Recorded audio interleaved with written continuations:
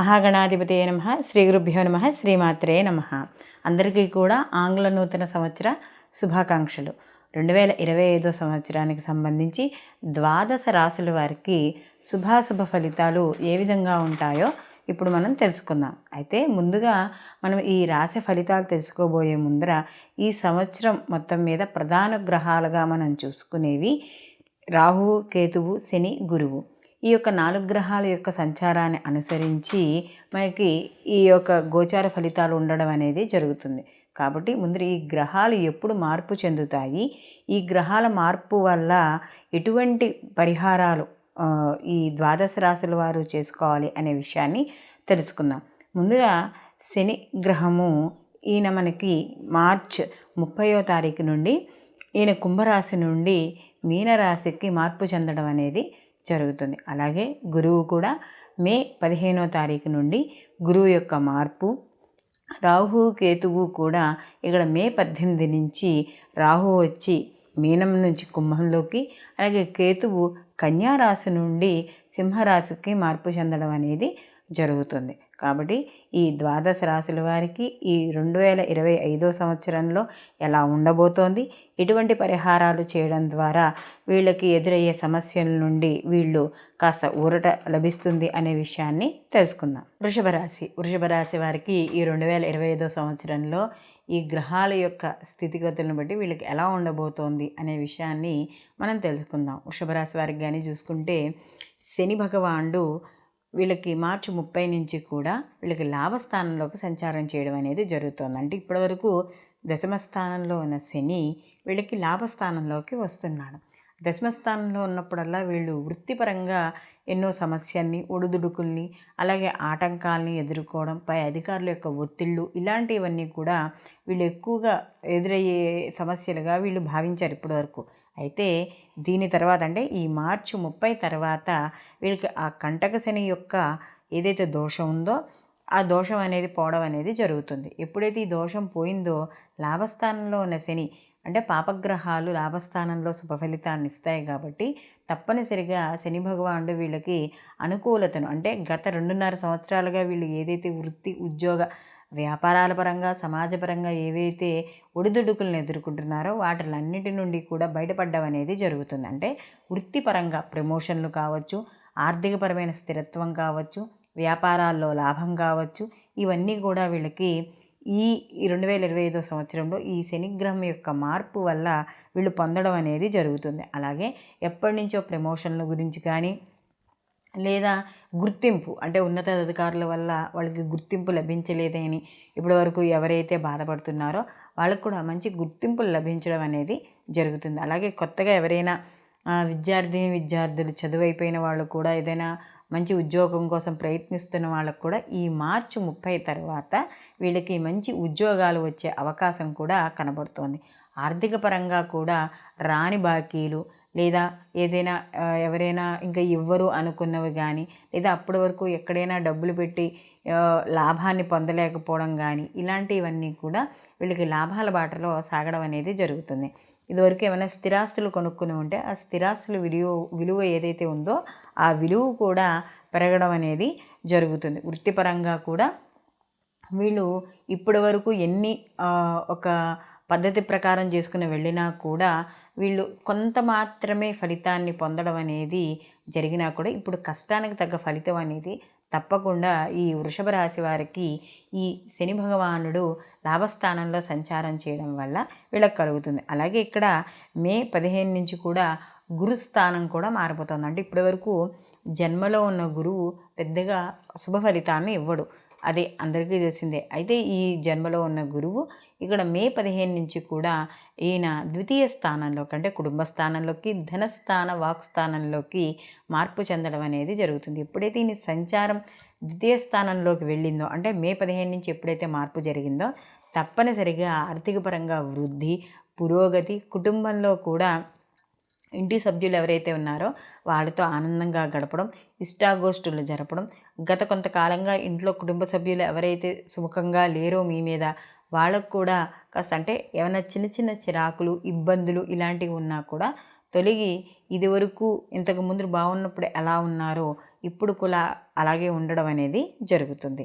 అలాగే గురు ధనస్థానంలోకి ఎప్పుడైతే ప్రవేశించాడో వాక్ స్థానం కాబట్టి మీరు ఏదైనా మాట్లాడినా, మీరు ఏదైనా ఒక విషయాన్ని గురించి చెప్పినా కూడా అది ఎదురవాళ్ళకి అంటే మీరు చెప్పిన విషయాన్ని వాళ్ళకి నచ్చడం, అంటే మీరు చెప్పే విధానంలో మార్పు కావచ్చు, లేకపోతే ఈ గురువు యొక్క అనుగ్రహం వల్ల కావచ్చు, తొందరగా ఇది మీరు చెప్పిన విషయాన్ని వద్దు అని అనకుండా ఉండడం అనేది జరుగుతుంది. అలాగే వాతావరణం, కుటుంబ వాతావరణం కూడా చాలా అనుకూలంగా ఉండడం, ఆర్థిక పరిస్థితి ఏదైతే ఉందో అది మెరుగుపడడం అనేది జరుగుతుంది. అలాగే రాహు కూడా ఇక్కడ మార్పు చెందడం అనేది జరుగుతుంది. అంటే రాహు దశమ స్థానంలోకి వస్తాడంటే శని దశమ స్థానం నుండి లాభస్థానానికి వెళ్తే లాభస్థానంలో ఉన్న రాహు దశమ స్థానంలోకి వస్తాడు. అయితే దశమ స్థానంలో ఉన్న రాహు వృత్తిపరంగా ఆయన వృత్తికి సంబంధించిన దాంట్లో ఉన్నాడు కాబట్టి రాహు వాయుకారకుడు కాబట్టి తప్పనిసరిగా ఇక్కడ విదేశీ సంబంధిత వ్యాపారాలు కానీ, అలాగే విదేశాలకు సంబంధించిన ఉద్యోగాలు కానీ, లేదా ఏదైనా ఒక అంటే స్వల్ప సమయమైనా సరే విదేశాలకు వెళ్ళి రావడం కానీ, లేదా నివసిస్తున్న దానికి దూర ప్రయాణం, అంటే ఇప్పుడు ఏదైతే మీరు నివసిస్తున్నారో దానికి దూరంగా మీకు ఉద్యోగాలు, ప్రమోషన్లు, ట్రాన్స్ఫర్లు ఇలాంటివి అయ్యే అవకాశాలు ఇక్కడ ఎక్కువగా కనబడుతున్నాయి. ఇక్కడ కేతువు కూడా ఇక్కడ మే 18 నుంచి కూడా ఈయన 4వ స్థానంలోకి మార్పు చెందుతున్నాడు. అయితే ఇక్కడ కేతువు 4వ స్థానంలో ఎప్పుడైతే మారుతున్నాడంటే చతుర్థ స్థానం, అంటే వ్యాపారము, అంటే మనకి చిన్న చిన్న వ్యాపారాలు కావచ్చు, గృహము, భూములు, అలాగే తల్లి ఆరోగ్యము, వాహనాలు, వీటికన్నింటికి సంబంధించి కూడా మనకి చతుర్థ స్థానం చెప్పడం అనేది జరుగుతుంది. అంటే తల్లి ఆరోగ్య విషయాల్లో తప్పనిసరిగా జాగ్రత్త వహించాలి. అలాగే గృహ సంబంధిత ఇబ్బందులు, అంటే గృహానికి సంబంధించి ఏదైనా రిపేర్లు వచ్చినా, లేదా ఏదైనా అమ్మాలనుకున్న, అంటే ఏదైనా భూములు కానీ ప్రాపర్టీస్ ఏదైనా అమ్మాలనుకున్నప్పుడు ఎక్కువగా అంటే తక్కువ రేటుకి, అంటే మీరు ఏదైతే కొన్నారో లేదా అప్పుడున్న రేటుకి తక్కువగా అమ్ముడుపోవడం అనేది జరుగుతుంది, లేదా కొద్దిగా మోసం చేయడం అనేది జరుగుతుంది. కాబట్టి ఏదైనా స్థిర చరాస్తులు కొనుగోలు, ఏదైనా మనం కొనుగోలు చేయడం కన్నా అమ్మేటప్పుడు కాస్త జాగ్రత్త వహిస్తూ ఉండడం అనేది మంచిది. అలాగే కొనుగోలు చేసేటప్పుడు కూడా కొద్దిగా అన్ని వివరాలు కనుక్కుని, అంటే కొన్ని మోసపూరితమైనవి ఉంటాయి కాబట్టి అన్నీ కనుక్కుని ముందుకు వెళ్ళడం అనేది మంచిది. దీంతో పాటుగా వీళ్ళకి ఈ కేతువు యొక్క ప్రభావం అనేది ఇక్కడ కనబడుతోంది వ్యతిరేకంగా. కాబట్టి తప్పనిసరిగా ఇక్కడ కేతువు కోసం ఉలవలు గోవుకు తినిపించడం, లేదా గణపతి ఆరాధన తప్పనిసరిగా చేయడం. అంటే గణపతి ఆరాధన అంటే సంకష్టార చతుర్థులు ఉంటాయి కదా, అది ప్రతీ నెల కూడా కనీసం ఈ సంవత్సరం అంతా చేయడం ద్వారా ఈ కేతువు యొక్క అనుగ్రహం పొందడం అనేది జరుగుతుంది. అలాగే ఇక్కడ వీళ్ళకి శని, రాహువు, గురువు 3 గ్రహాలు యొక్క వృషభ రాశి వాళ్ళకి అనుకూలంగా ఉన్నాయి. ఎందుకంటే శని లాభస్థానంలో ఉన్నాడు, రాహు వచ్చి దశమ స్థానంలో ఉన్నా కూడా వృత్తిపరంగా మీకు బాగా మెరుగుపడడం అనేది జరుగుతుంది. అలాగే గురువు ఎప్పుడైతే ద్వితీయంలోకి వెళ్తాడో గురువు కూడా ఆర్థిక స్థిరత్వాన్ని ఇవ్వడం అనేది జరుగుతుంది. అయితే ఇక్కడ కేతు యొక్క ప్రభావం ఒక్కోసారి వైరాగ్య భావాన్ని కూడా తీసుకురావడం అనేది జరుగుతుంది. అంటే ఇంటి వాతావరణానికి సంబంధించి, అంటే గృహానికి సంబంధించి ఏదైనా మనం ఇందాక చెప్పుకున్నట్టుగా ఏదైనా అమ్మకం కొనుగోలు అన్నప్పుడు ఒక్కోసారి అది విసుగు వచ్చేసి తక్కువ రేట్ అయినా ఇచ్చేద్దాం అనే భావన వస్తుంది. కాబట్టి అలాంటి వాటికి ఏమీ ఇబ్బంది పడవద్దు. ఈ యొక్క గణపతి ఆరాధన ఎక్కువగా చేయడం ద్వారా మీకు తప్పకుండా ఈ కేతువు వల్ల ఏవైతే వ్యతిరేక ఫలితాలు ఉన్నాయో అవి తగ్గి ఇక్కడ అనుకూలమైన ఫలితాలు పొందడం అనేది జరుగుతుంది. కాబట్టి ఈ సంవత్సరం మనం ఈ ఏవైతే పరిహారాలు ఉన్నాయో వృషభ రాశి వారికి ఆ పరిహారాలు చేసుకుంటే ఓవరాల్గా కూడా వీళ్ళకి అనుకూలమైన ఫలితాలే ఎక్కువగా గోచరించడం అనేది జరుగుతుంది. ఇప్పటి వరకు మనం 12 రాశుల వారికి సంబంధించి గోచార ఫలితాలు తెలుసుకున్నాం. ఈ గోచార ఫలితాలు అనేవి మనకి జన్మ రాశిని బట్టి, అంటే మనం పుట్టినప్పుడు చంద్రుడు ఎక్కడున్నాడో దాన్ని అనుసరించి ఆ చంద్రుడు ఉన్న రాశిని మనం జన్మరాశిగా చెప్పడం అనేది జరుగుతుంది. కాబట్టి ఈ చంద్రుడి నుంచి చెప్పుకునే మనం ఏవైతే ఫలితాలు ఉన్నాయో ఇవన్నీ గోచార ఫలితాలు. ఈ గోచార ఫలితాలతో పాటు మనకి జన్మజాతకం అనేది ఒకటి ఉంటుంది. అంటే పుట్టిన సమయాన్ని బట్టి మనకి జన్మజాతకం వేయడం అనేది జరుగుతుంది. అలా వేసిన జాతకంలో లగ్నము, జరుగుతున్న మహర్దశలు, మిగతా గ్రహాల యొక్క సంచారం, అంటే ఏ గ్రహాలు లగ్నాన్ని అనుసరించి ఏ స్థానాల్లో ఉన్నాయి, అవి ఎన్ని డిగ్రీల్లో ఉన్నాయి, ఎటువంటి ఫలితాలను ఇస్తాయి, ఇలాంటి విషయాలన్నీ కూడా చాలా స్పష్టంగా తెలియడం అనేది జరుగుతుంది. అలాగే పుట్టిన సమయాన్ని అనుసరించి జరుగుతున్న మహర్దశల ద్వారా కూడా మనకి జరగబోయే శుభాశుభ ఫలితాలను తెలుసుకోవచ్చు. అంటే ఏ సమయంలో మనకి అనుకూలంగా ఉంటుంది, ఏ పనులు ఏ సమయంలో మొదలుపెట్టవచ్చు, అలాగే వివాహాది శుభ కార్యక్రమాలు ఏ సమయంలో జరుగుతాయి, ఇలాంటి విషయాలన్నీ కూడా మనకి జన్మ జాతకం ద్వారా స్పష్టంగా తెలియడం అనేది జరుగుతుంది.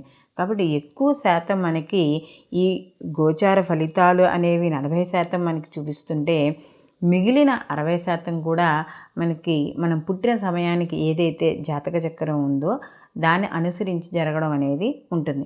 కాబట్టి ఒకవేళ గోచార ఫలితాలు కొద్దిగా శుభ ఫలితాలు తగ్గినా మన జన్మ జాతకంలో జరుగుతున్న మహర్దశలు కానీ, లేకపోతే అప్పుడున్న గ్రహస్థితులకి ఇప్పుడున్న గ్రహస్థితికి కొద్దిగా అనుకూలంగా ఉండడం కానీ అలా జరిగిన ఆ యొక్క ఎవరైతే జాతకస్తుడు ఉన్నాడో ఆ జాతకుడికి మంచి ఫలితాలు పొందే అవకాశం అనేది ఉంటుంది.